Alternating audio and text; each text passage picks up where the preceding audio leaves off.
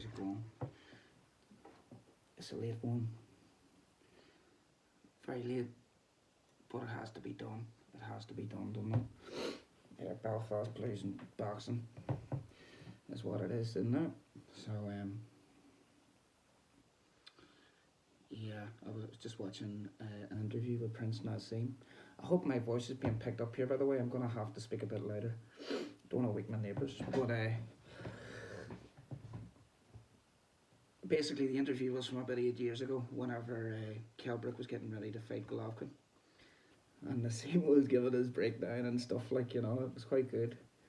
Fucking Johnny Nelson was on the scene, and Dominic Engel, a few other ones, knocking about, Barry and fucking all them lads. Spencer Fearon. Yeah, they were just having the crack. Looked to be a good crack. But, Nas, like, he was... I think Bentlegs was trying to really get a rise out of him. He was trying to get the old Nas back. He wanted fucking box office shit from Nassim Hamid, like, but he was keeping a lid on it. He was being very contained and very natural and normal, like. And I had seen him, like, in later interviews, we have seen him unleashing the fury. Like, he can do it. He's still got it. In a way, like, he's sort of, if you think about Conor McGregor, Prince Nassim was like the blueprint for that, like, the charisma. The charisma that man had was just through the roof, like. It's brilliant. But, we're going to do a quick Twitter. It's like a Q&A on Twitter, because you just scroll down it and it's all fucking questions. What do you think of this? Heavyweight is this? It works quite well. There's a lot of stupid stuff that comes up too, though. Here's an eye test. Sheriff, you can see the number. No, can't really do that. Right, here's George Gross. Was Fury's performance against Ngannou the worst performance in history? No.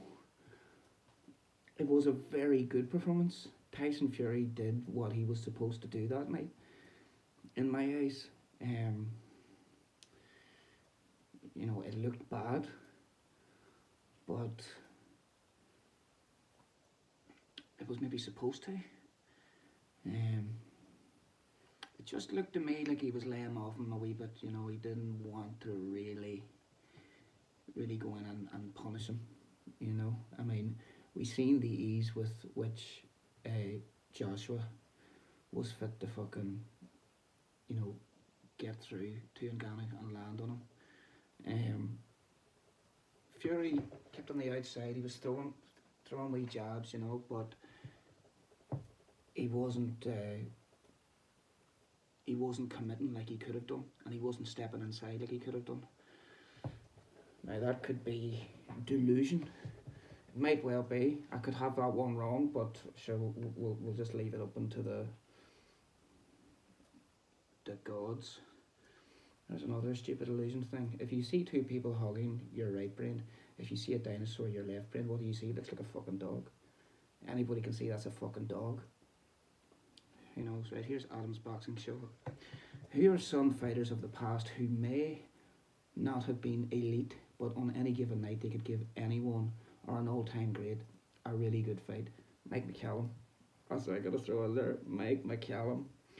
Watched a load of his fights, went through a wee phase. Every night I would watch a different Mike McCallum fight. He fought, I think it's Mike McCallum, I'm thinking of, he fought James Toney 3 times. He fought everybody. He fought a lot of top guys. He fought Roy Jones Jr.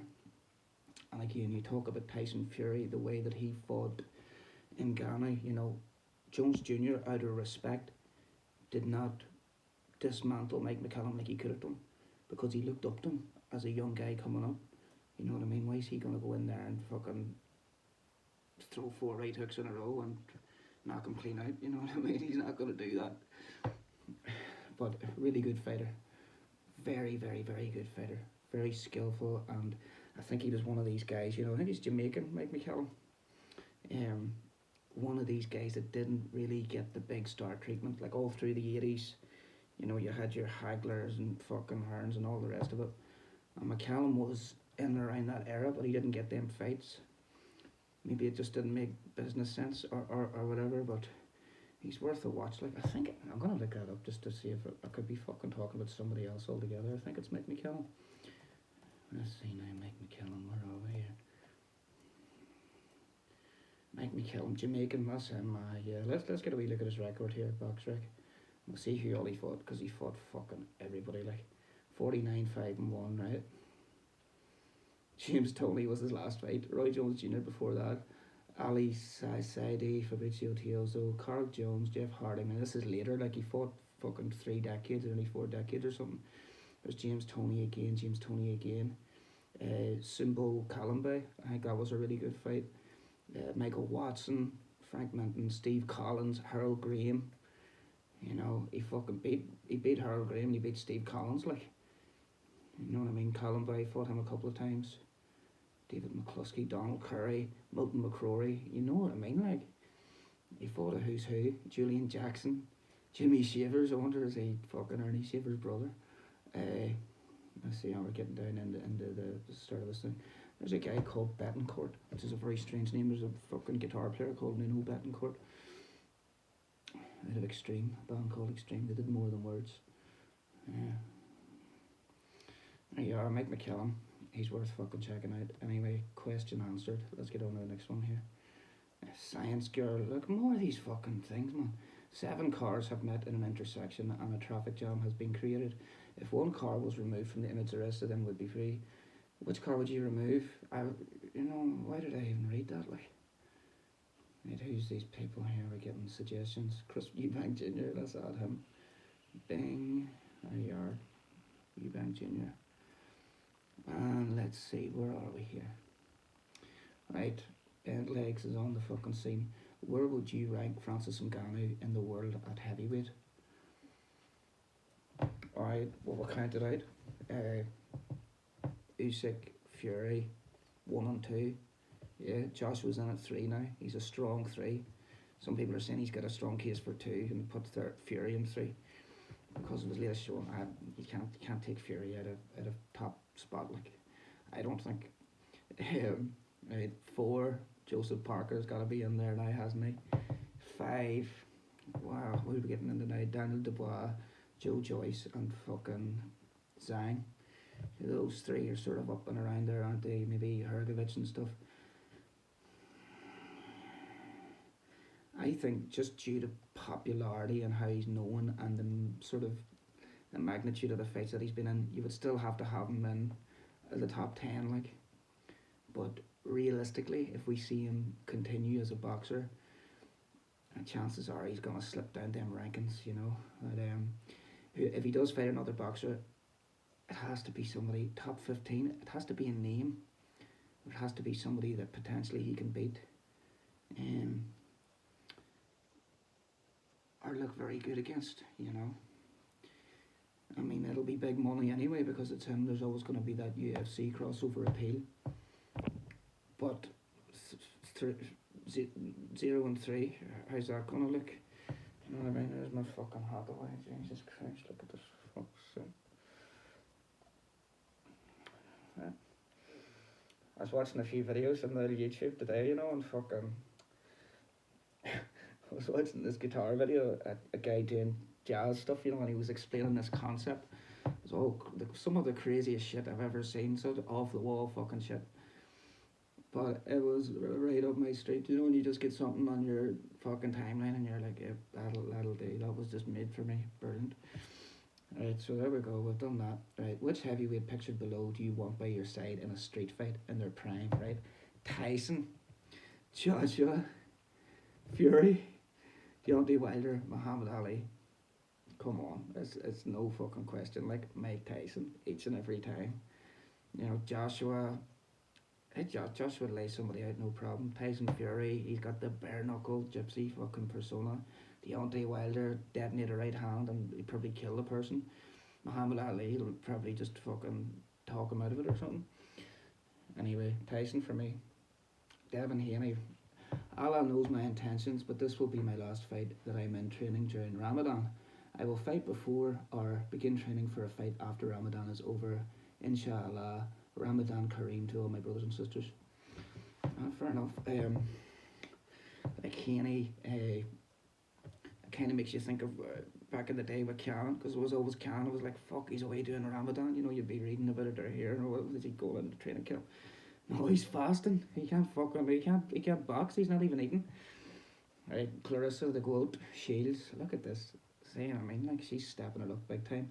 My video shoot for my new single, Pop My Shit, went so well. I had so much fun. I switched outfits 3 times. Let's get a wee look at these now. Tell me what, she's fucking looking good. Like, that's leather shit. She's quite. She's thick. She's all right. Like, she's looking well.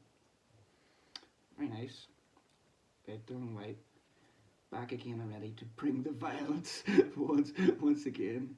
He's wearing that Louis Vuitton fucking bag or whatever, leather jacket, the fucking leather gloves and all, and the hat. Yeah. Dylan's proper bad boy, isn't he? Like, you can just tell by the way he talks. He's street as fuck. Like, he said some fucking madman's just sent me a voice message. Oh, that's dumb. I was down at a wee jam tonight in Adam's bar and fucking it was good crack. You know, singing, bit of country, bit of fucking this. It was like karaoke nearly. I did a tune with a fella fucking Tom Petty, Free Falling. He was loving it. He had it up on his phone. He was singing it and I was giving him a wee boost, you know, and just blasting the chords out. It's good fun. I got to play one good serious tune and then the rest of it's a bash along, you know. It's a good crack.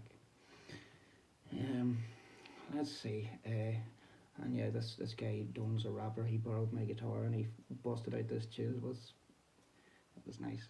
It was very good. Comments below, right? Sab Cheetah. Nintendo predicted this fight back in the 90s. Paul versus Tyson. What the fuck? I know what that's out of some wee fucking boxing game back in the day. Good. Charlie Edwards, Mama said knock you out on the new Charlie Edwards, right? Who's he fighting? Ori, some guy Ori. I don't know what weight Charlie Edwards fights at. He's heavier than Sonny, isn't he? He's the older brother. Let's check him out here now. Charlie Edwards seems like a decent fellow from what I've seen of interviews and stuff. You know, he's doesn't get your back up as much as what Sonny would. Let's see now, Charlie. So Charlie Edwards or some fucking Australian. Right, who are we looking for here?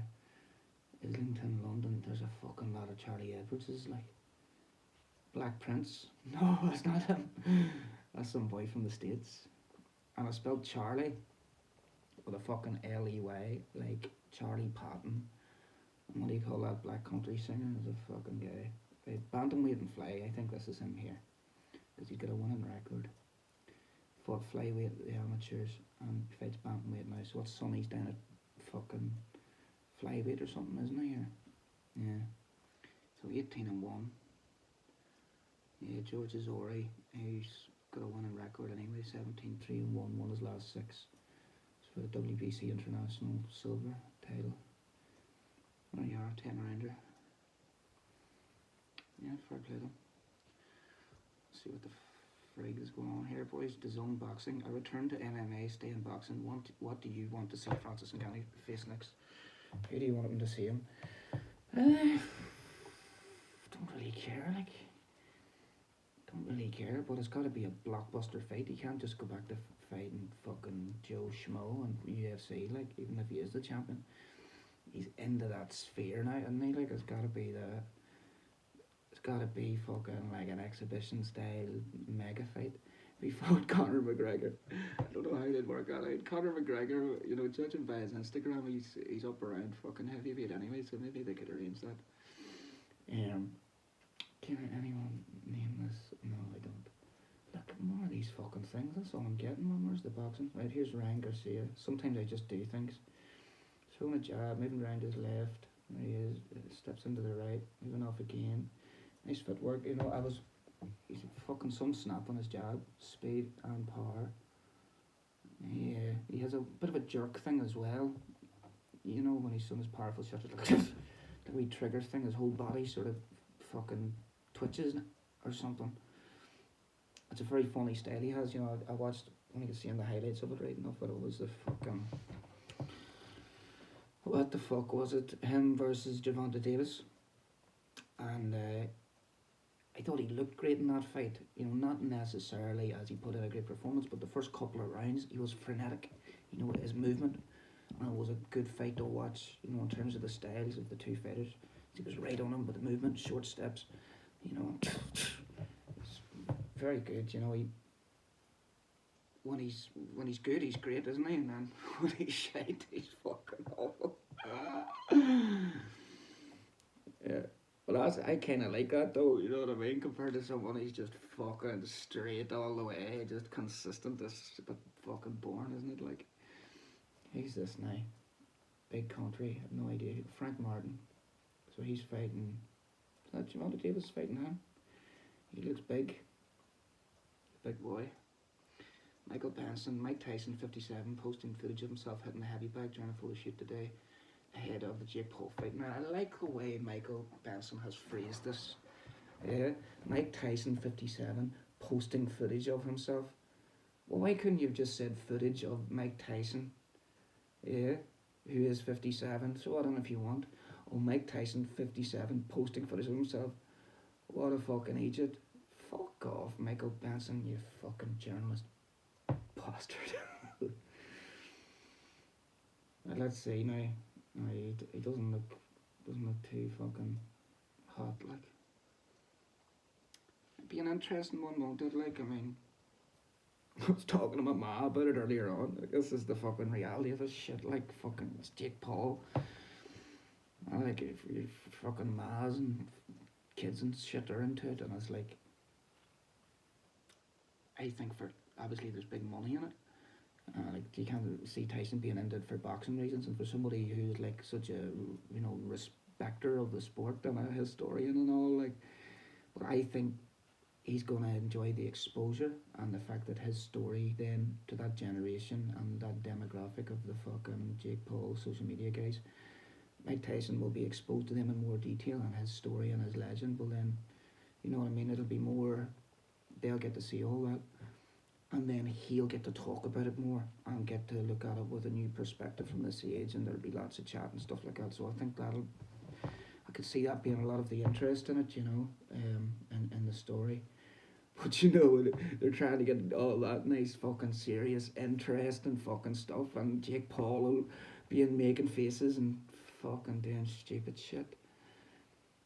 Let's see, the Juggernaut returns. Joe Joyce wants to mix with the top heavyweights again, but must come through Cash Ali first. Cash Ali? Is that some British level fucking guy? I know the name, like, but. Yeah, hopefully he wins, like Joe Joyce. He sort of got exposed a bit, didn't he? In that second Sang fight, he just looked very slow. Punches and everything.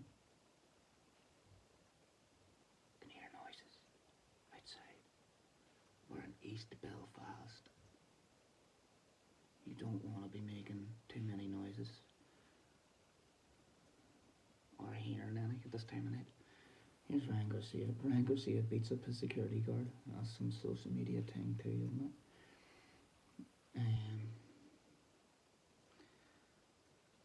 Kate Middleton. Oh, they're doing like a body language thing. Creepy.org.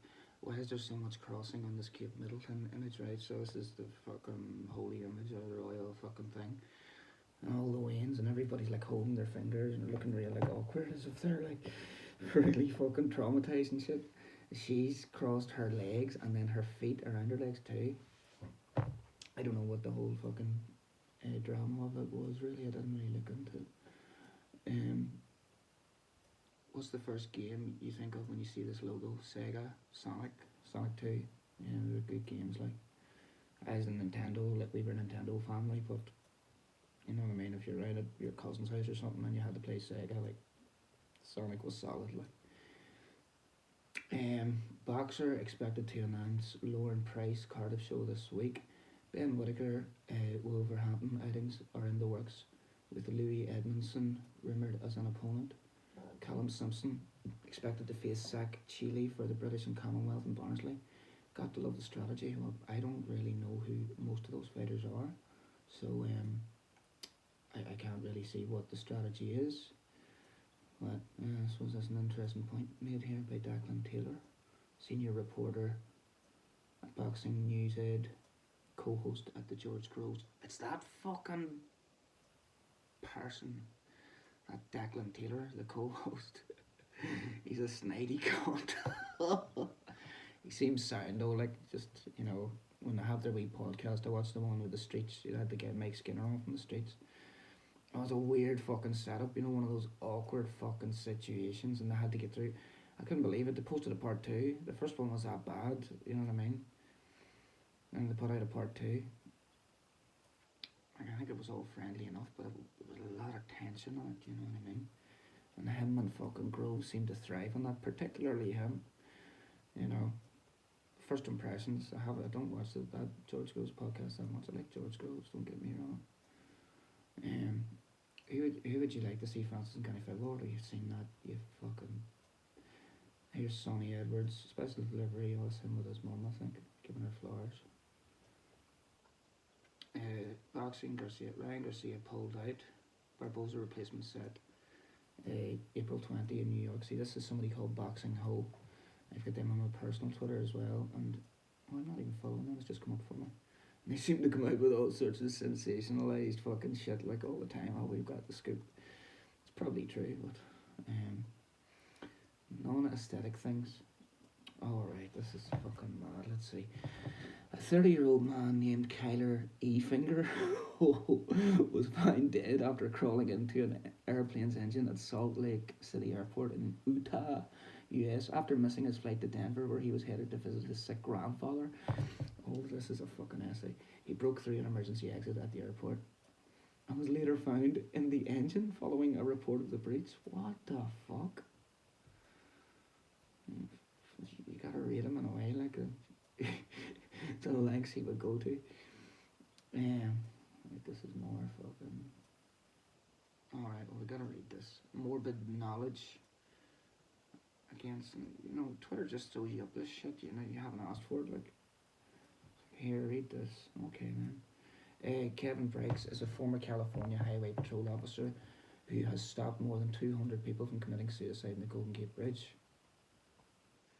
When Briggs finds a suicidal individual, he usually starts a conversation with them by asking how they're doing, then asking their plans for the following day. I don't have any. I'm planning on being dead. You can't. Fuck. If they did not have plans for the next day, he attempts to make plans with them, inviting them to come. Do you want to come to jail? Do you want to come down to the station? Invite them to come back to the bridge if their plan did not work out at the end of the day. The image below is from 2005 when Briggs spent 60 minutes convincing Kevin Berthia to climb back over a railing on the bridge. Berthia went on to marry and have multiple children. Briggs has earned the nickname Guardian of the Golden Gate for having saved the lives of over 200 people. What a legend. You must just fucking hang out there, get a wee coffee and a donut. Fucking, keep it look good. Alright, we need one more boxing fucking thing. Here's more bridge jumping stuff. Right. Mr. Common Sense. What does this guy say? Content you don't want to miss out on. All one word, miss out. Breaking news, politics, crypto, deep quotes, unapologetic social and political critics. What the fuck? Right. Here's another fucking bridge thing. A man wanting to jump off a bridge in London was talked down by absolute strangers who proceeded to hold him for an hour until help arrived to get him down safely. Look at that grip. Oh. Look at the care, compassion, selflessness and determination shown by complete strangers to a hurting human being. We need more of this in the world. Yeah, like I don't really want to get into a spiel about fucking suicide and, but if you feel like that, then it's not nice. I felt like that in the past. Sometimes feel like that, on occasion, like, when shit's not going good in your life, like, and thank God I've never got to the point where I've went and done something about it, but I do know that it's a deep, deep level of pain you can get to, like a horrible low level where it's like, no, this is no good, can't go on like this. And then I suppose you sort of have, well, in my experience anyway, I think this is probably typical, of most people, where you just, everything in your life's fucked when you go to bed at night and it's like, do you know what, this the better option here would just be, I just want to get out of this. You know what I mean? But you stick with it, you sit with that pain, you wake up the next day, you know, you look after yourself, you know, a bit of self-care, like, and then you fucking talk to people. Even if you get into an argument over the matter, you're still getting it out, you know, and you'll probably still be in fucking pain, you know? But that's how you get it out, that's how you process it. You think about things and then fucking, the, the clouds start to fucking move, you know what I mean? Um, yeah, I feel bad for anybody that gets to feeling like that, but you have to be fucking strong and hold on. Like, Jesus Christ, there's something going on here because this is all suicide, more suicide. I think we're at the end of the line here, guys. Look, I'll do. Oh, do you know why it's all suicide? Because I fucking clicked that and then just keep scrolling down like a stupid bastard. Go ad free, more bullshit. Follow this boy, follow that boy. There's fucking Dan Kenobi, fucking Don Kenobi. And Boots Ennis, lethal. Follow Boots Ennis. Definitely want to follow him. What do you think? Talking of fucking Chris Eubank, what do you think about him fighting Bud Crawford? What the fuck's that all about? Like, you know, Bud Crawford is he supposed to be fucking fighting all these legacy fights, isn't he? He's supposed to be fighting the top fucking guys. You know what I mean? How do you go from Canelo to fucking Chris Eubank Jr.? From Errol Spence to Chris Eubank. No harm to Chris Eubank Jr. I like him. You know, he had a good performance, obviously, against fucking Liam Smith. I thought even in the first Liam Smith fight, he looked like he was fighting very well. But, I mean, you have to put it in context. You know what I mean? You have to look at level of opponent and you have to watch the fight and watch the mechanics of it. And, you know, he had really progressed, you know what I mean? It was good to see him get to that level, like. But it's a good level for him, but still not on the level, with all respect, of a Terence Crawford, you know. But it was good to see him get that win and get a bit of respect, because he gets a lot of shit, doesn't he, Chris Eubank Jr.? Here's Time Booth doing his fucking warm-up, pink mitts on, with the red shorts and boots, doing a wee alley shuffle and all. There you go, that winding up the bolo punch, he loves that wee bolo punch. Tricky fighter, like I watched a couple of his fights, you know, funny wee moves he would do. Still on a right hook, and like almost like a Tommy Hearns right hook to the body. It would look like a fucking weird trajectory, you know, just turn it over like that. You know, he's like a pound shop Tommy Hearns, isn't he? Good fighter. Frank Warren. After a fantastic week in Saudi Arabia, we returned to Birmingham. What a fight card we have in store on TNT Sports this Saturday night, stacked from top to bottom. I don't recognise any of them. Joyce Ali's on it. Robles, Davis, I don't know who these guys are, but best luck to them. Ryan Garcia, you're lying. Muhammad Ali never went to jail for 3 years. Can someone please get this young man some help?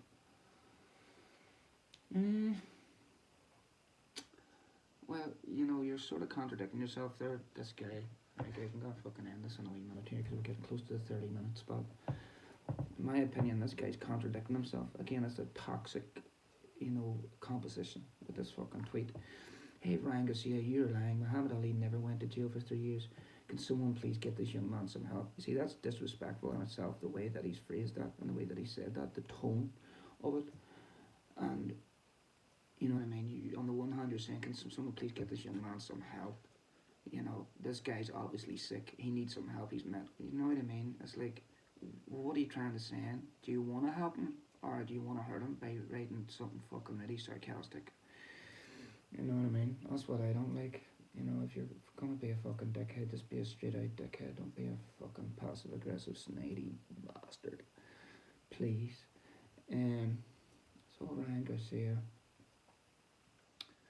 What is your current heavyweight top 5? I've already done this, but we'll do it again, and then we'll do 1 or 2 more, and then I will fuck off to bed. Right. Usyk's got to be at number one. And it's what do we rate people on? When it comes to pound for pound listings, it's generally agreed upon that it's a combination of the eye test, and their accomplishments. And of course we all have some, I'm a fan of this guy, so I'm going to bump him up a little bit, and, none of us are truly objective, and we have our favourite fighters, favourite styles and things like that as well, and we all have certain things that we favourite. Once like a judge would do when he's fucking dishing out the sentences, or when he's tallying up the score in a fight. So, I mean, like, if I was going by who I like, it would be Tyson Fury, Usyk, Deontay Wilder.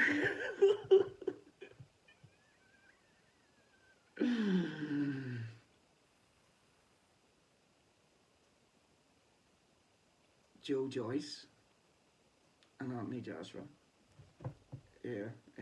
But who I think is the best fighter, Tyson Fury, Usyk. At the moment, based on recent fucking performances, Joshua.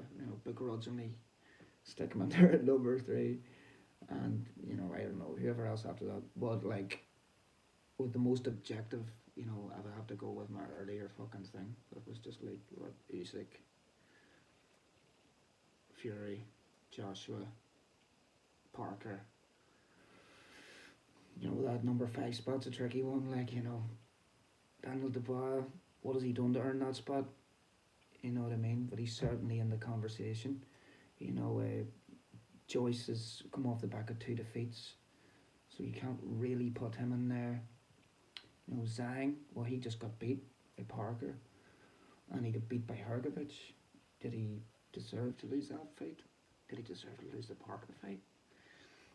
I think Zhang's one of these fighters that has like a cult following. The people that love Zhang really love him.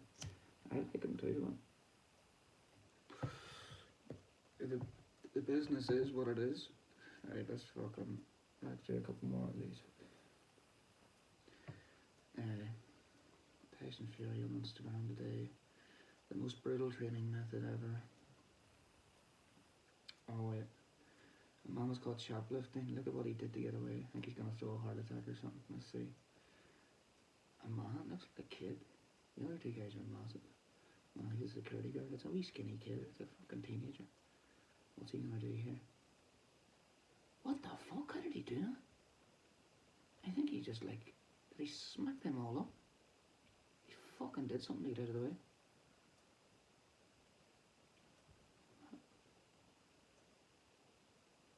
That was great. It's like he had an electric shock thing or something.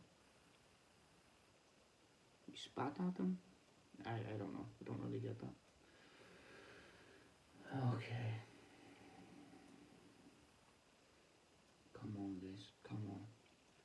It always drags at the end, doesn't it? It's like, fuck's sake.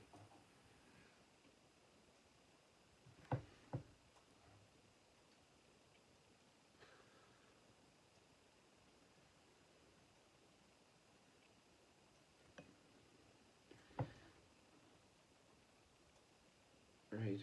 Okay, here's something interesting for us to end on, right? Bud, after watching Canada have his last fight. You like how he was able to take his time to break him down, and here's Terry, right? He's gonna be the next up. He did what he was supposed to do, and he's not good doing it. Yeah, it was pretty complimentary. I thought that was going to be something controversial, and that's why they fucking posted it. I haven't really watched. I didn't see that last fight. I thought it might be a good talking point, but probably not. Let's see here. Fucking. Oh, come on, come on. Come on, guys. There's got to be one last thing.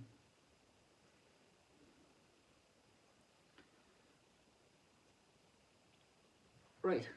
On this day in 2018, Oscar Valdez showed his warrior spirit by defeating Scott Quigg with a broken jaw. Scott Quigg was a good fighter, like. He's bobbing fuck. He's nearly fighting out of his shoulder on it, but he's bobbing to get away from the punches. He's having some success with it there, hooking to the body. A lot of volume upstairs. Just hooks left and right from Valdez, and he's landing as well. He's picking his spots. He's waiting until Quigg's tired out. Once he's shot his load, then he's having a go. He's missed with a big punch, and he'll swing in with a few punches. Quite a good fight actually. It's a good Mexican style, both sides, like, you know. Quite showing some interesting movement, you know. He's bobbing down and then he's sort of moving off to the side. Nah, he had him down as well. That must have been when he broke his jaw. Nah, he's bobbing like fuck that. That head movement's working for him. He's going right down. He's going fuck it. He's nearly down on his honkers. Nah, bobbing. Nah, keeps fucking bobbing. Bobbing for apples. He's quite skillful there, Scott Quigg, you know. Jesus Christ. There we are.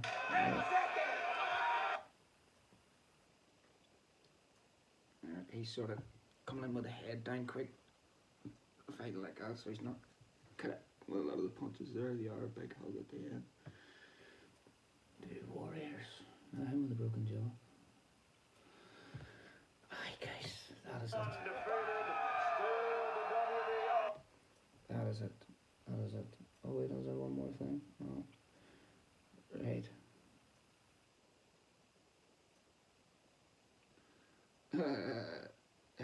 Adam boxing show, right? Roberto Duran was the best in the 70s and early 80s, and Tank would have had a bad night at the office, laughing face. And it's not Tank that's posted this, but some dudes posted this saying, we done with the 90s, old N-words, old niggas, LOL. There's a picture of Tank and a picture of fucking Duran with his head cut off. Who would have won that? Prime for a prime. Yes. Case, that's it. It's fucking 3:10 now. I have to try and get up at a reasonable time tomorrow morning. Belfast Blues and boxing. Take it easy.